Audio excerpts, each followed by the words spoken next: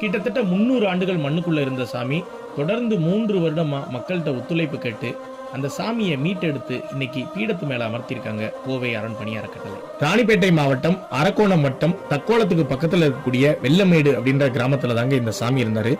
300 வருடங்களா மண்ணுக்குள்ள இருந்த சாமியை கடந்த 3 வருடத்துக்கு முன்னாடி கோவை அரண்பணி அறக்கட்டளை மண்ணில இருந்து மீட்டெடுத்து வெளியில வச்சிருந்தாங்க. 3 வருடங்கள் தொடர்ந்து மக்கள்கிட்ட ஒத்துழைப்பு கேட்டுக்கிட்டே இருந்தாங்க. மக்களோட மனது ஒரு நாள் கீழே இறங்கி இன்னைக்கு இந்த சாமிக்கு கோவை அரண்பணி அறக்கட்டளையால ஆவுடை மற்றும் நந்தியபெருமான் செய்யப்பட்டு மேற்கூரையிடப்பட்டு சாமிக்கு இன்னைக்கு வழிபாட்டுக்கு வந்திருக்காருங்க. கிட்டத்தட்ட 6 அடி உயரம் கொண்ட பிரம்மாண்டமான சிவலிங்கம்.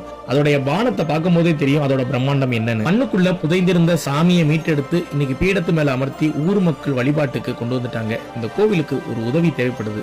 அது என்ன அப்படின்னு நம்ம பார்க்கும்போது இந்த சாமிக்கு கீழே தளம் அமைக்கக்கூடிய பணி இருக்குதுங்க. அந்த பணியை யாராவது ஒரு டோனர் ஏத்துக்கிட்டீங்க அப்படின்னா ரொம்ப சந்தோஷமா இருக்குங்க. ஏன்னா கிட்டத்தட்ட ஒரு 300 ஆண்டுகள் வழிபாடே இல்லாம மண்ணுக்குள்ளேயே புதைந்திருந்த சாமியை மீட்டெடுத்து வெளியில வந்திருக்காரு. அவருக்கு ஒரு உதவி நீங்க நிச்சயம் செய்யணுங்க. எத்தனையோ சிவசொந்தங்கள் இந்த காணொலியை பார்ப்பீங்க. உங்களால முடிந்தா அந்த உதவியை செய்யுங்க. அப்படி இல்லை அப்படின்னா அந்த காணொலியை நிறைய பேருக்கு தெரியப்படுத்துங்க.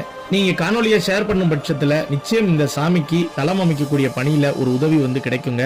முடிந்தா ஸ்கிரீன்ல தெரியற நம்பருக்கு தொடர்பு கொண்டு என்ன உதவி வேணும் அப்படின்றத கேட்டு தெரிஞ்சுக்கோங்க.